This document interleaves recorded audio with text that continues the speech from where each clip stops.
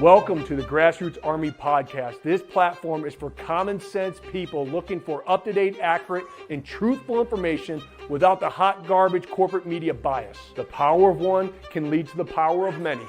You never know what small act that you may say or do that may literally change the lives of millions tomorrow. And don't you ever think that you can't make a difference, because you can.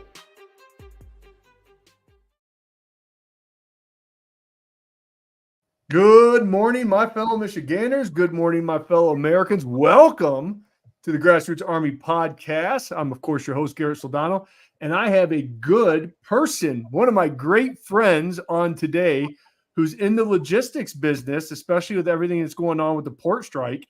And so we're going to get into the nitty-gritty, and I'm so glad, Tony, that you came on today to really give us like the inside information of what's going on, why this is happening, you know, how the government's playing kind of like politics right now with this thing, how this could possibly affect our supply chain and the ramifications and repercussions of basically everything involved. So welcome to the show. Thank you. Thank you for having me. Great to be here. Yeah, absolutely. And just to let the audience know, Tony has a company that's headquartered out of Chicago, called Market Express, but he also has terminals in Detroit, Kansas, and Indianapolis. So he understands the logistics business. He understands what's going on. And so, Tony, can you give the audience kind of, exactly what's happening? What is the big kind of complaint right now with the union? And you said it's not money. Yeah. So as we look at the U.S. and the global supply chain, obviously most of global trade happens over the water. There's some that happens, through the air, but most of it happens over the water. And as we look at the United States, we have West Coast ports, and then we have East Coast and Gulf ports, right? The West Coast is controlled by the ILWU, the International Longshoremen and Warehouse Union. And then on the East Coast and Gulf ports, it's the ILA, the International Longshoremen Association. Those are the two unions. They operate on 5 to 6 year contracts. The contracts are usually about 2 years apart. So 2 years ago, we did this with the ILWU on the West Coast. Now we're doing it with the ILA on the East Coast and the Gulf ports. And once the contracts are agreed to, they're good for 5 to 6 years is the normal length of the terms. Obviously, as we went through the pandemic and all of the issues that created on the global supply chain, everyone kind of continued to work through their normal contracts. And now that those contracts are up and everyone is seeing where the money is shaken out, now that we're trying to move forward in the new norm in the new world, everyone wants a piece of the action now at this point. And as two of the largest unions in the United States on the East and the West Coast have seen other union contracts from the Teamsters with UPS and the UAW and the United Auto Workers Union and all the raises and things of that nature that have come about, everyone's trying to get a little bit more money. And on one side, they're definitely due more money. They were working during some hard times. They have a very skilled labor trade. It's not pretty, it's not sexy, and it's dangerous from that side. But that has to have a delicate balance with global economy, world trade, evolution, technology, deflation, and inflation. It all has a big effect. We can't just be so concentrated on one single part of that trade. Well, let's get into the technology aspect of it, because that's what I've been seeing on the news is they're really concerned with this automation that's happening throughout the world, and they're afraid that it's going to take their jobs. Sure. I mean, technology is coming in every industry, right? It's not just logistics. Technology is evolving, whether you work in the fast food industry, you work in the transportation industry, finance, whatever it may be, technology is here. It's part of evolution. You can't fight evolution, right? So in the simplest, we all have to get on board in some way, somehow. Now, that doesn't mean I want to see the loss of 40,000 jobs over technology. There has to be a delicate balance inside that. What that looks like, I have my personal opinions, but I'm not the one at the negotiating table between this. The negotiating table right now is the ILA Longshoremen Association and what's called the USMX, the United States Maritime Alliance. The USMX is made up of all the stakeholders from the steamship lines to the port operators to the terminal employers. It's a delicate balance back and forth, right? All around the world is far advanced in technology and automation when it comes to global trade in seaports. If you look at the seaports on the East Coast and the Gulf Coast, and you look at the top 3 international ranking associations out there that rank global seaports by throughput, efficiency, technology, effectiveness, whatever it may be.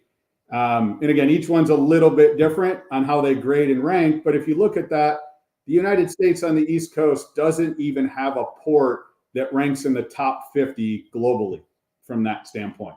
We're the largest economy in the world, and we don't even have a port that ranks in the top 50, right? Now, on the flip side of that, that's due to years of evolution, how things have gone for years and things of that nature, but times change, right? I am sitting here talking out of both sides of my mouth. I understand that, but my understanding from the podcast is to share real information, not just be slanted one way or the other. And that's what I'm trying to do, is really just get everything out on the table and let people make their own decision. And that's exactly what people, I think, want, is just not one side. Hey, let's get it all out on the kitchen table and then get all the information. And then people say, you know what?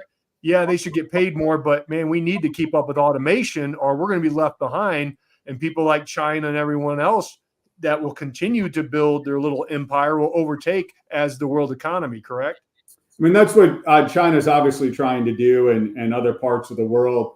I don't think from a global scale that the U.S. will ever lose their position as the largest economy, but we definitely hurt ourselves with a lot of the inefficiencies that are out there when it comes to global seaport trade and automation. And keep in mind that some of the automation, yes, will replace human jobs, but some of the automation needs human interaction as well. There's going to be robot controls. There's going to be other aspects that can't be fully automated. So it's a delicate balance.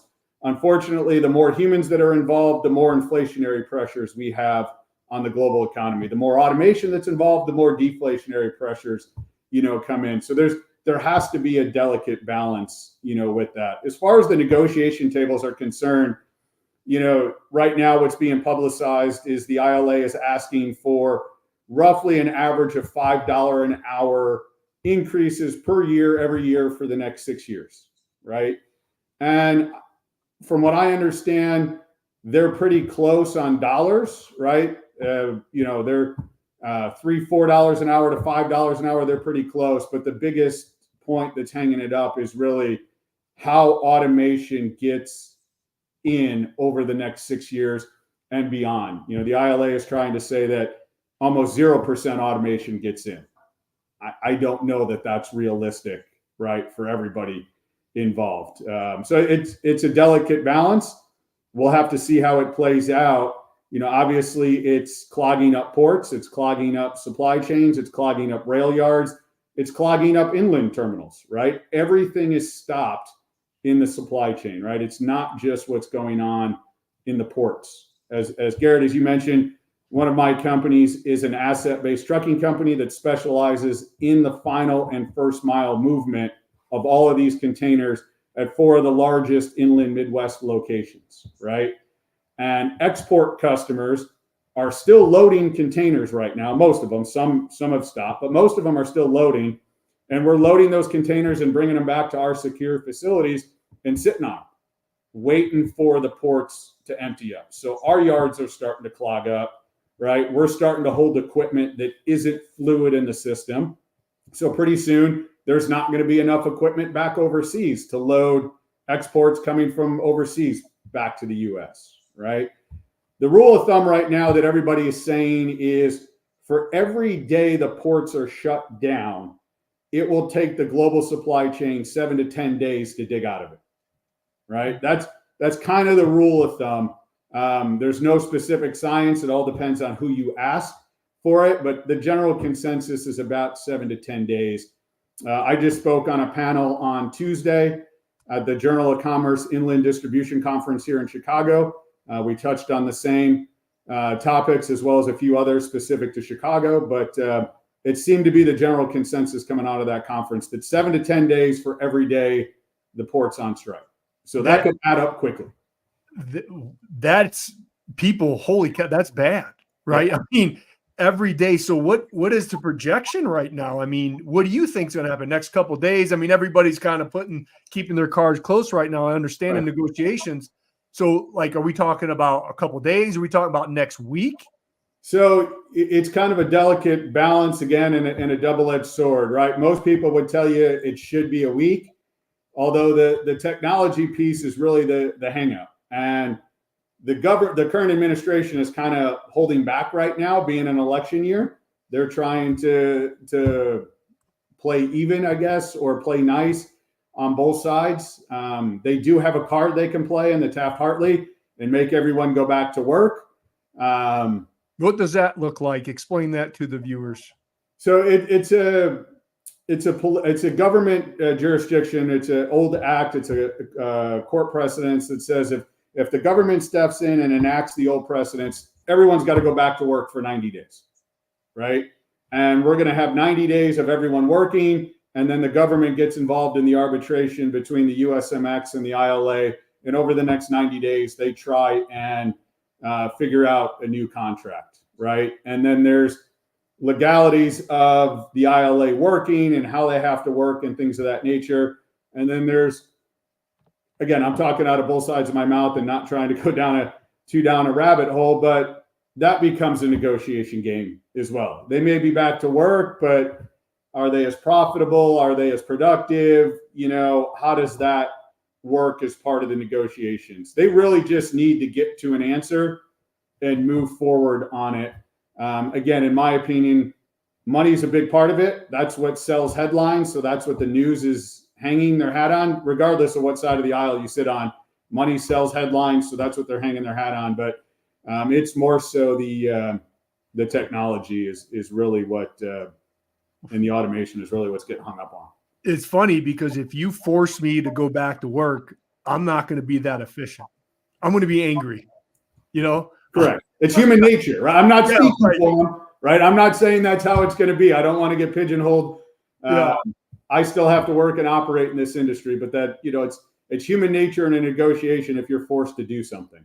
Well, let's talk about money, because I want to talk about some of these guys' salary that I saw on Fox News this morning, which, hey, that I guess I'm in the wrong business. I should have been a union boss. Yet, you know, there's some big money that's being made at all levels of the union. And like I said, on one side of it, God bless them. They work in a very dangerous environment. I'm not one to say what's unrealistic and what's far-fetched, but there does have to be a delicate balance. You know, that will be my opinion. There does have to be a delicate balance of it, you know, of salaries, of people earning a wage. You know, I fight for it in my industry all day long. I think the truck drivers that I work with on a daily basis and that work with me are underpaid. But, you know, U.S. capitalism system works, and that's how it works. And we're all in a free trade environment, so to speak. And I fight for them every day to get them paid more money. And what's fair, right? What I think is fair, somebody that's not in our industry may not think is fair, right? So there's that side of it as well. And automation and technology is coming in our industry. You know, so we're dealing with that on a daily basis. I like how you put, like, there's got to be an evolution, and it's got to make sense. You know, like, we all know that electric cars are going to be the majority of the fleet, right? It's coming. But there's a right way and a wrong way of doing it, and mandating it and forcing people to go electric when it doesn't make sense in people's pocketbooks and everything else. I think it's insane, but it is coming. But we can do the hybrids, then we can evolve and then get fully electric when everything else and the infrastructure catches up with it. And that's the kind of what I'm seeing here with the automation with the shipping. I mean, it seems it was like kind of like when we grew up in the 90s when they were all going to robotics at the Ford and GM. Same thing. Like, they were all freaking out, like all these jobs and everything else. But, you know, I think it's just got to make sense and not hurt people and put them in the ground. Obviously, we can all agree with that. Sure. Absolutely. Tony, when does this get catastrophic? Like if this goes on for how many days or a week before you're like, this is not good. Yeah, if we are still having this same conversation next Thursday and Friday, that's when I would start to get, a little bit nervous. A week, 7 days total. There's enough elasticity in the global supply chain. There's enough supplies. Most of the big boys, the big beneficial cargo owners and shippers, have gotten out ahead of it. They've shipped a lot in ahead of time, knowing that this was coming up. Some people have already diverted cargo to the West Coast in advance of all of this. But if we're sitting at 2 weeks of shutdown, that's when I would start to get nervous all the way around. Again, not just for the U.S. consumer, but everybody else that's involved in the supply chain itself, and then again to the end consumer. We have to be worried about it at that point. But I think there's enough elasticity to get through this week and most of next week. But if we're having this same conversation a week from now, next Thursday, Friday, I would probably start to get nervous, at that point. Well, I tell you what, brother, thank you so much for coming on today and give us your insight on this and really give what's going on, because you only get a narrative with corporate media and you get the clickbait and the headlines. But I really just wanted people to understand exactly what's at stake, what's going on, the potential of something bad that could happen here in the future. So we all just hope and pray that this gets figured out, hopefully within the next 48 hours. Yeah, ideally, if we're back to business as normal by Monday, that's the best case scenario. That's what everyone's hoping for, at this point. So, that's what we're all working towards. Awesome. Hey, Tony, thank you so much for coming on, man. My pleasure. Thanks for having me. You betcha. Bye-bye. Bye. Well, I wanted to bring him on today. It's a personal, close friend of mine, Tony Appa with Market Express. He's in charge of the shipping containers and logistics out of Chicago is his headquarters, but he has terminals in Detroit and in Kansas and Indianapolis. So he knows what's going on. He knows what's at stake. And so that's why, hey, look, I really want to hit this home to all of you that are watching this show today is you got to be prepared for these types of things with everything that's going on in the world right now, with the natural disasters, with the hurricane, and what those poor people down in North Carolina are dealing with right now, and in Florida and everyone else down in Georgia. You can't rely on your government. It's so, and that's one thing that the pandemic and stuff taught us is it's so fragile. It really is. And if you're relying on the government, especially when something big happens, you're going to be behind the ball, and it could cost you your life and your family's life. So you got to be prepared. What that preparation looks like, that's on you and your budget and everything else of what you can do. But just doing your common sense things like having some extra food in the pantry, having some water on hand, how to get access to water if something happens, or how to sterilize your water. There's so many things you can do. And I understand a lot of people are hurting in their pocketbooks right now, but you have to have some type of prepping going on in your house if you haven't already, because you just want to make sure that you and your family are safe. And that's why I am a firm believer in having medical supplies, your own. This is what I got from the wellness company. If you guys have been following me over the past several months, I talked about this way in the beginning of the year, especially being election year. I knew some crazy stuff was going to happen. Did I have on my bingo card 2 assassination attempts, a natural disaster, the Middle East on fire, and everything else is going on in the world? No, I did not. But that's where we're at. And that is what's very concerning and scary. And so you got to do your best. So what I did today is I put a link in the description. This is where I got my medical kit. Okay. And you can get the medical kit. There's a lot of other companies, but I like Dr. McCullough and what they stand for with the wellness company. And this has all of your basic antibiotics, antiviral, has ivermectin, comes in that case. So what you do is you click on the link, you're going to fill out a form, and then they're going to prescribe you this, just like a medical doctor will. And so they will send it in the mail, and you're going to have all this. And the shelf life on this, if you store it correctly, the gentleman that I had on from this company back in, I think I had him on in January, the CEO, said it was up to 20 years. The FDA says 10, but he said the shelf life is 20 years. So it lasts, okay, if you store it correctly. And if you have a concern on what to take and how, they put a little booklet in there for you. But you have to have access to medical supplies, especially antibiotics, because a little small cut that gets infected can be catastrophic. So you can go to the link, and in the coupon code, if you put grassroots in the coupon code, you will get 10% off your order. Okay. So put grassroots in the coupon code section. You'll get 10% off. They got some other kits that you can do. They got a contagion kit. I didn't buy that. They have like a first aid kit. I didn't buy that. I bought this because the antibiotics and the antivirals and the ivermectin and stuff in there, which I think you should have access to. And now we have a port issue where supplies may be delayed. Who knows what that will look like? Just like Tony Appa said, hopefully it'll get settled here by Monday and it won't be hurting us as much. But if you go to the stores right now, not a lot of toilet paper. My wife went to Sam's yesterday to stock up, and they only had the generic kind. Everything's already leaving the shelves because you know how people are. But you have to plan ahead. No matter what happens, you got to have these supplies on hand. You got to prep up, okay? So hit that link, get your antibiotics and your medical kit, and so you and your family can be prepared, okay? Let's move on to a lot of the events I got going on. I think I'm speaking 4 times in the next week. On Saturday, this Saturday, there is a Trump train. All right. In the description, there is a link for the event page. You can see it on Facebook, but there's a Trump train. October 5th, this Saturday. The lineup's at 11 a.m. They're going to leave at noon, and it's going to end up at the Red Barn, 635 Hillandale. And I will be speaking at the Red Barn afterwards. And so they're expecting to be done around 2:30, they said. So if you want to come on down and be a part of this, please do. If you're in the area, Southwest Michigan, okay? Come on in, and then I will be speaking, and some other people are going to be speaking afterwards. And I will continue to do my part and inspire and motivate Michigan and America's greatest asset. And then the following day, I am going to my neck of the woods, where I am from, the Irish Hills area. Actually, Hanover is just west of the Irish Hills in Onstead, Michigan, where I graduated high school.